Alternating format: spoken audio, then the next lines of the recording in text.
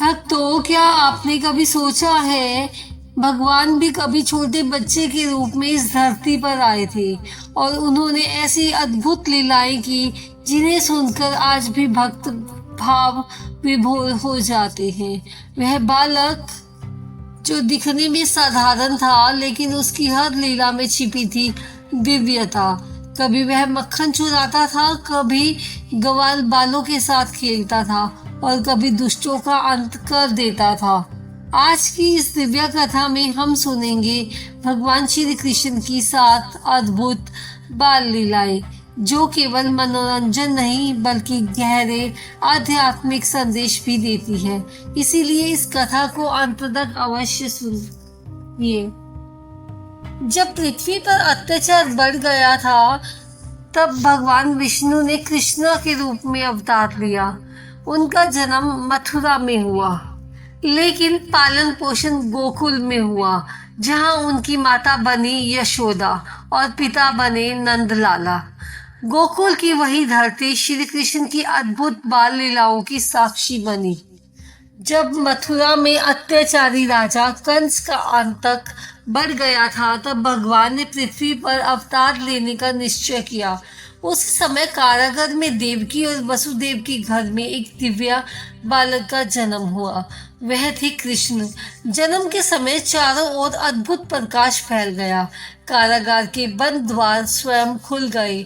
उसी रात वसुदेव बालक कृष्ण को लेकर गोकुल पहुंचे, जहां उनका पालन पोषण यशोदा और नंद लाला के घर में हुआ।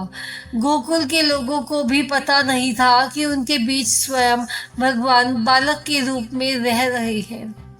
कंस को यह भविष्यवाणी मिली कि देवकी का 8वां पुत्र ही उसका अंत करेगा।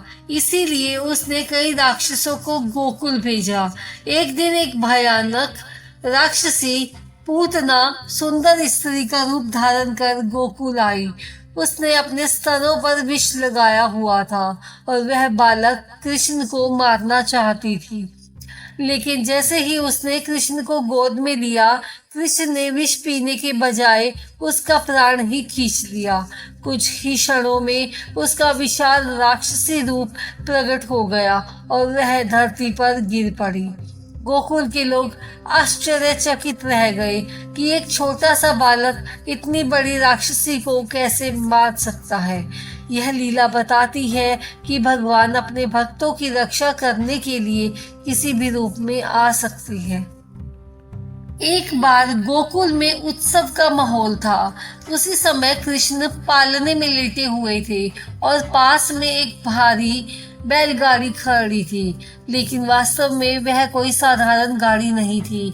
उसमें छिपा था राक्षस शकटासुरा। जैसे ही उसने कृष्ण को नुकसान पहुंचाने की कोशिश की, कृष्ण ने अपने छोटे से पैर से गाड़ी को लात मार दी। अचानक वह भारी गाड़ी पलट गई और राक्षस का अंत हो गया। गोकुल के लोग समझ नहीं पाए कि यह कैसे हुआ, लेकिन उनके मन में यह विश्वास जरूर पैदा हो गया कि यह बालक साधारण नहीं है। एक दिन गोकुल में अचानक भयंकर तूफान आया। धूल मिट्टी से पूरा आकाश ढक गया। वास्तव में वह तूफान नहीं बल्कि राक्षस तृणावर्ता था, जिसे कंस ने भेजा था। वह कृष्ण को उठाकर आकाश में ले गया, लेकिन जैसे जैसे वह ऊपर गया, कृष्ण का भार बढ़ता गया। आखिरकार वह राक्षस उस भार को सहन नहीं कर पाया और नीचे गिरकर नष्ट हो गया। जैसे जैसे कृष्ण बड़े होने लगे, उनकी बाल लीलाएं भी बढ़ने लगी। उन्हें मक्खन बहुत पसंद था। वे अपने मित्रों के साथ मिलकर गोपियों के घरों में जाकर मक्खन चुरा लेते थे। कभी वे मटकी फोड़ देते, कभी ऊंचाई पर रखे माखन तक पहुंचने के लिए मानव पिरामिड बना लेते।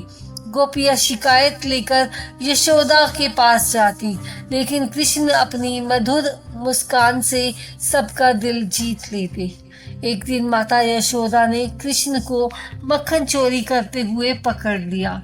उन्होंने कृष्ण को रस्सी से बांधने का प्रयास किया, लेकिन आश्चर्य की बात यह थी कि हर बार रस्सी 2 अंगुल छोटी रह जाती थी। आखिरकार जब माता का प्रेम और प्रयास बढ़ा तब कृष्ण ने स्वयं को बांधने दिया। इसलिए कृष्ण को दामोदर भी कहा जाता है, जिसका अर्थ है जिसे माता ने रस्सी से बांधा हो। जब कृष्ण उखल से बंधे थे तब वे रेंगते हुए दो विशाल वृक्षों के बीच से निकल गए। वह वृक्ष वास्तव में दो श्रापित देवता थे। जैसे ही कृष्ण उखल खींचते हुए उनके बीच से निकले, दोनों वृक्ष गिर गए और देवताओं को मुक्ति मिल गई। यह लीला बताती है कि भगवान केवल दुष्टों का नाश ही नहीं करते, बल्कि श्रापित आत्माओं को भी मुक्ति देते हैं। यमुना नदी में एक भयानक सर्प रहता था जिसका नाम था कालिया। उसके विष से नदी का जल भी विषैला हो गया था। एक दिन कृष्ण नदी में कूद गए और उस सर्प के फनों पर चढ़कर नृत्य करने लगे। आखिरकार कालिया ने हार मान ली और कृष्ण से क्षमा मांगी। कृष्ण का बचपन केवल चमत्कारों से भरा नहीं था। वे अपने मित्रों के साथ गायें चराते, जंगलों में घूमते और खेलते थे। उनके मित्रों में से प्रमुख थे बालराम। इन लीलाओं में कृष्ण का प्रेम और सरलता दिखाई देती है। एक बार गोकुल के लोग वर्षा की देवता की पूजा कर रहे थे, लेकिन कृष्ण ने उन्हें समझाया कि प्रकृति की सच्ची सेवा करनी चाहिए। जब देवता को क्रोध आया और भारी वर्षा होने लगी, तब कृष्ण ने गोवर्धन पर्वत को अपनी छोटी उंगली पर उठा लिया। 7 दिनों तक पूरा गोकुल उस पर्वत के नीचे सुरक्षित रहा। एक दिन की बात है, गोकुल के निकट जंगल में कृष्णा अपने मित्रों और गायों के साथ खेल रहे थे। वे सब मिलकर भोजन कर रहे थे, हंसी मजाक कर रहे थे और बालपन की निश्चल खुशियों में डूबे हुए थे। उस समय सृष्टि के रचयिता ब्रह्मा ने यह सब देख लिया। उन्हें आश्चर्य हुआ कि यह साधारण दिखने वाला बालक इतना दिव्य कैसे हो सकता है। उनके मन में एक जिज्ञासा जागी, क्या यह वास्तव में भगवान है? ब्रह्मा जी ने कृष्ण की परीक्षा लेने का निश्चय किया। उन्होंने कृष्ण के सभी ग्वाल बालों और गायों को अदृश्य करके एक गुफा में छिपा दिया। जब कृष्ण ने यह देखा तो वे समझ गए। उन्होंने स्वयं ही ग्वाल बालों और गायों के समान रूप धारण कर दिया। पूरे 1 वर्ष तक गोकुल में किसी को भी पता नहीं चला कि असली ग्वाल बाल कहाँ है। जब ब्रह्मा जी वापिस आए तो वे आश्चर्यचकित रह गए। उन्होंने देखा कि जिन बच्चों को उन्होंने छिपाया था वे तो अभी भी सुरक्षित हैं और गोकुल में भी वही बच्चे खेल रहे हैं। तब ब्रह्मा जी को समझ आया कि यह कोई साधारण बालक नहीं है, बल्कि स्वयं परम भगवान है। वे तुरंत कृष्ण के चरणों में गिर पड़े और उनसे क्षमा मांगी।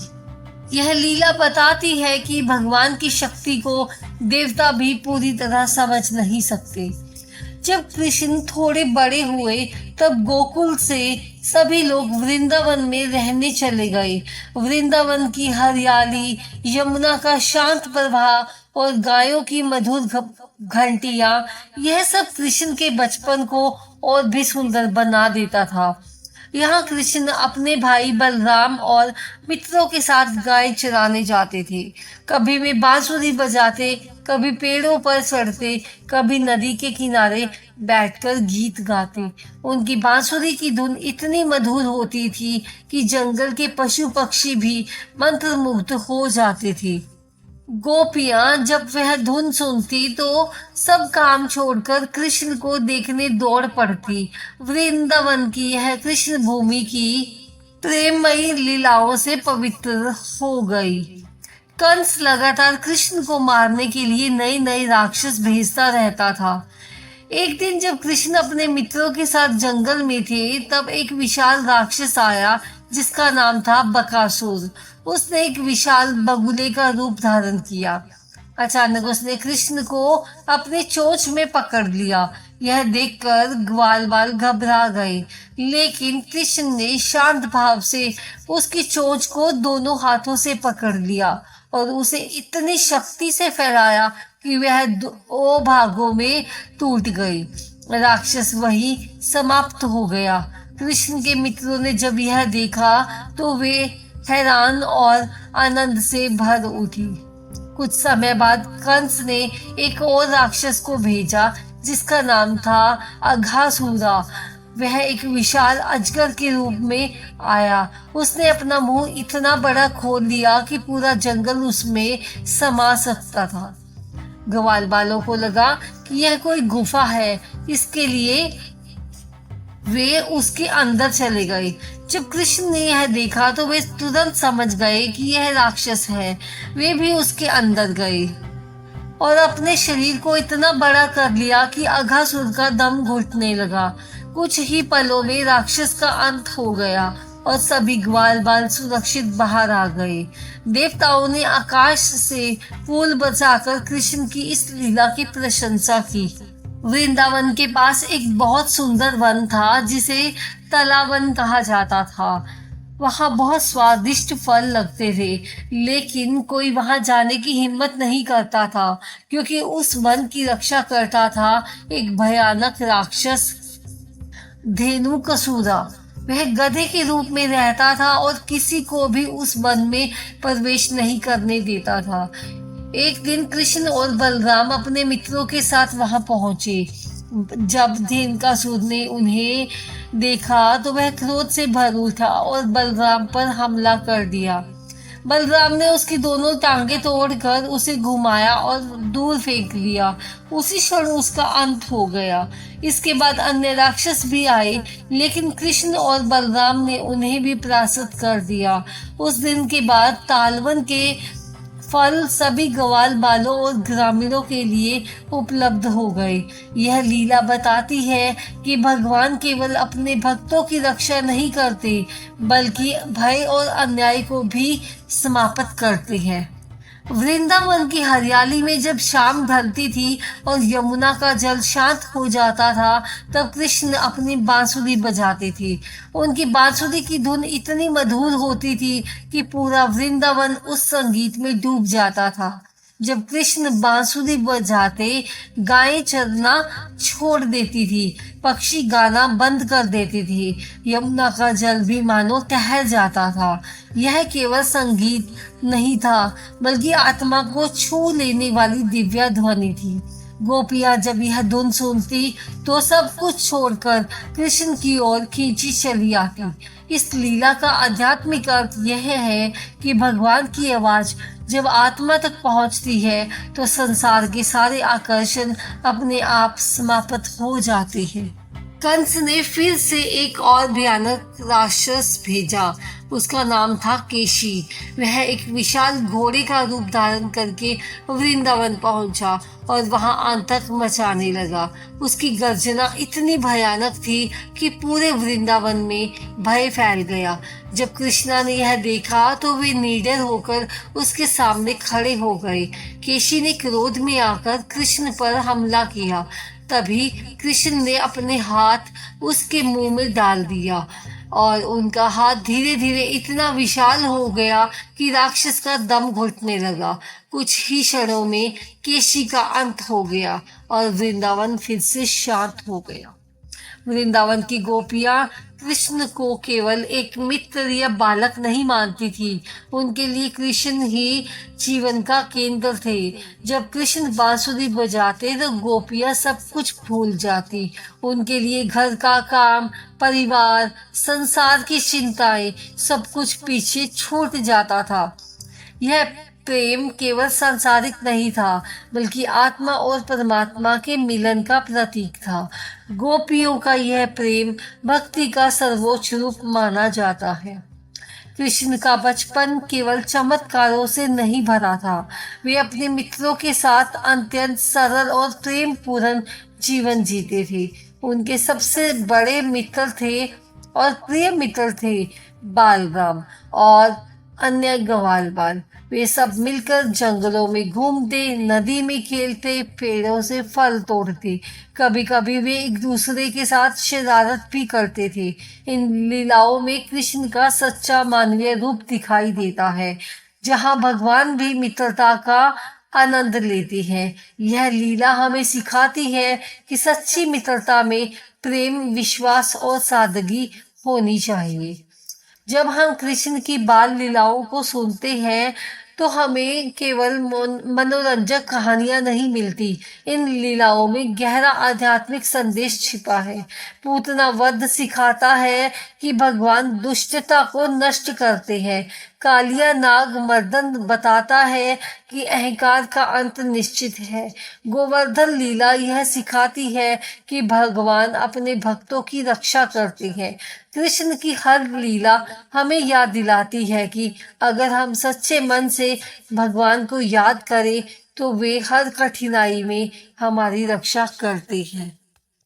अगर आपको यह दिव्य कथा अच्छी लगी हो तो कमेंट में जरूर लिखना राधे राधे। और अगर आप चाहते हैं कि भगवान कृष्ण की कृपा आपके जीवन में बनी रहे तो इस वीडियो को लाइक करें और चैनल को सब्सक्राइब जरूर करें, क्योंकि यहाँ आपको रोज मिलती है सनातन धर्म की ऐसी ही दिव्य और प्रेरणादायक कथाएं। मिलते हैं एक नई कथा के साथ। तब तक के लिए हमारे चैनल से जुड़े रहिए। धन्यवाद। राधे कृष्ण।